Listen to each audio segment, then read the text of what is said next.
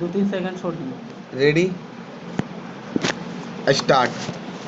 Budget में ऐसे प्रावधानों की लंबी सूची है जो जाहिर करती है कि मार्केट में जॉब्स के अवसर बनने की उम्मीद है। सरकार ने इंफ्रास्ट्रक्चर में निवेश को बढ़ाया है।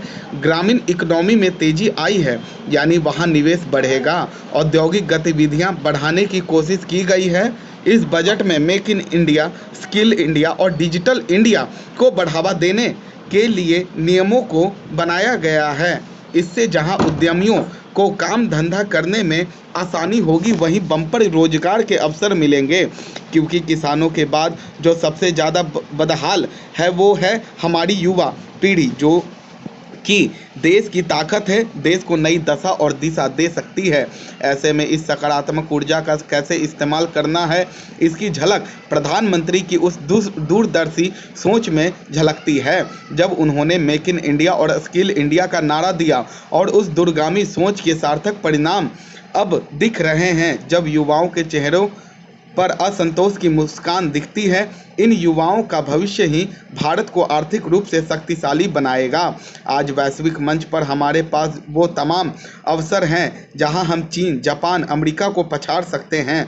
पिछले साल ही प्रधानमंत्री ने उद्योगपतियों का आह्वान करते हुए उनमें नया जोश भर देश में जान डालने का बिगुल फूंका था, जब उन्होंने कहा सिर्फ भारत के पास वो क्षमता है, वो अवसर है। अब हम चीन को भी पछाड़ सकते हैं। हमारी अर्थव्यवस्था उससे कहीं उन्नत है, इसलिए इस मौके का फ़ायदा उठाना चाहिए। इस बजट की और बड़ी सफलता जो है वो है आधार कार्ड को कानूनी जामा पहनाने की जो बात कही गई है, वो कहीं ना कहीं सुशासन और भ्रष्टाचार मुक्त समाज की दिशा में एक अच्छी पहल है, क्योंकि इससे कानूनी विवाद के साथ अनिश्चितता भी खत्म होगी और ज़रूरतमंद लोगों तक सरकार की योजनाओं का सीधा फायदा मिलेगा। सरकार अपने वायदों और इरादों को लेकर कितनी गंभीर है, इस बात का पता इस बात से चलता है कि आधार को कुछ संशोधनों के साथ बजट सत्र के कुछ दिनों के पश्चात ही लोकसभा में पास भी करवा दिया।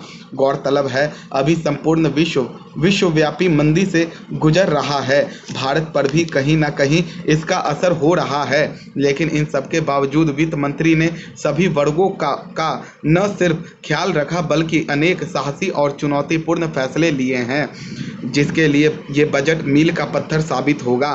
देश की अर्थव्यवस्था को मजबूती मिलेगी, इसके लिए भले ही सिर्फ 0.5% कृषि शेष लगाकर मध्यम तबके की नाराजगी ही लेनी पड़ी हो।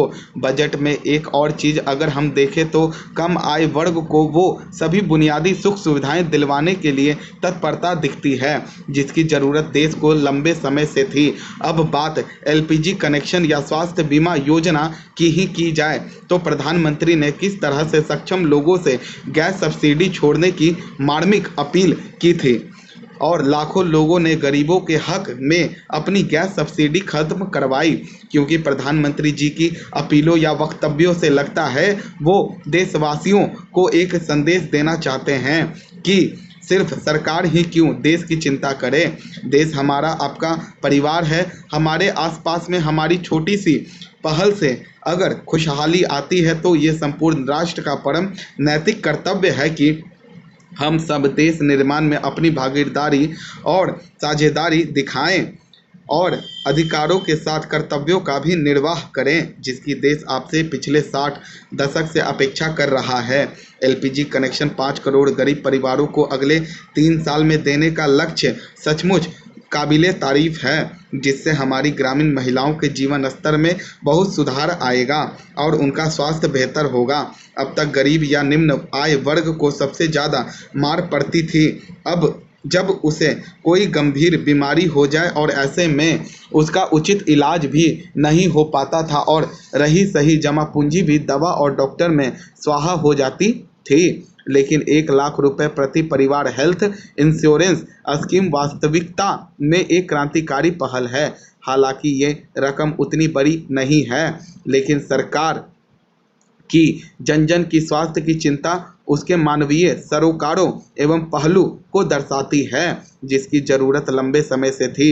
इसी प्रकार स्वास्थ्य क्षेत्र में 3000 जन औषधि केंद्र और हर जिले में डायलिसिस केंद्र खोलने जैसी कई महत्वपूर्ण घोषणाएं हैं, जिसके केंद्र में है तो सिर्फ आम गरीब आदमी की चिंता, जिसका सबसे ज़्यादा फायदा भी गांव देहात के गरीब आदमी को मिलेगा। इस तरह की घोषणा की दरकार लंबे समय से थी। ज़रूरत है तो सिर्फ उचित तरीके से इसे लागू करने की। शिक्षा के क्षेत्र में देखें तो काफ़ी समय से सांसद अपने अपने क्षेत्रों में और अधिक केंद्रीय विद्यालयों या नवोदय विद्यालयों की मांग करते रहे हैं, क्योंकि विश्व पटल पर इन स्कूलों ने अपनी अलग पहचान और साख कायम की है। ऐसे में इस बजट में 62 जिलों में नवोदय विद्यालय खोले जाने की घोषणा से लाखों नौनिहालों को फायदा होगा, जो प्राइवेट स्कूल की मुंहमांगी फीस या शहरों में जाकर हॉस्टल का व्यय वहन करने में असक्षम हैं। यानी सीधे तौर पर यहाँ भी किसी गरीब किसान या मजदूर का बच्चा अपने माँ बाप के सपनों को साकार करेगा।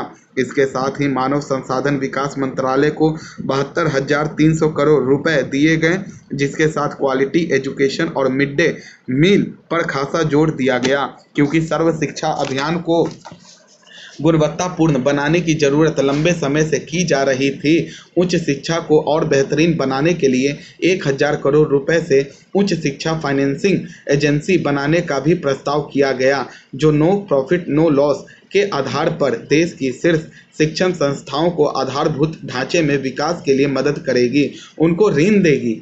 ऐसा नहीं है कि इस बजट में मध्यम वर्ग की ज़रूरतों का ध्यान नहीं रखा गया है। आज एक अदद घर हर व्यक्ति हर परिवार की बुनियादी ज़रूरत है। इसी को ध्यान में रखते हुए पहली बार घर खरीदने वालों को 50 लाख रुपए तक के घर खरीदने के लिए ब्याज में 50,000 रुपये तक की छूट दी गई है। उसके अलावा घर के किराए पर 24,000 की जगह 60,000 रुपये प्रति वर्ष टैक्स में छूट मिली है। इन प्रयासों से निसंदेह मध्यम और निम्न मध्यम तबके को बहुत राहत मिलेगी।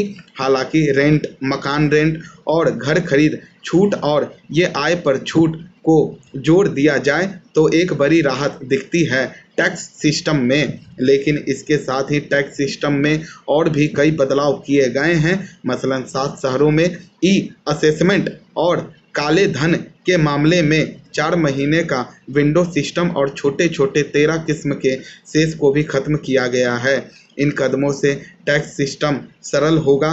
खैर, इन तमाम कदमों से आम मध्यम वर्गीय आयकर दाता को फायदा मिलेगा। सबके आवास का सपना पूरा होगा, क्योंकि इन कदमों से हाउसिंग इंडस्ट्री में मांग एक बार फिर बढ़ेगी, जिससे बिल्डर भी सस्ते आवास बनाने की दिशा में अपनी पहल करेगा।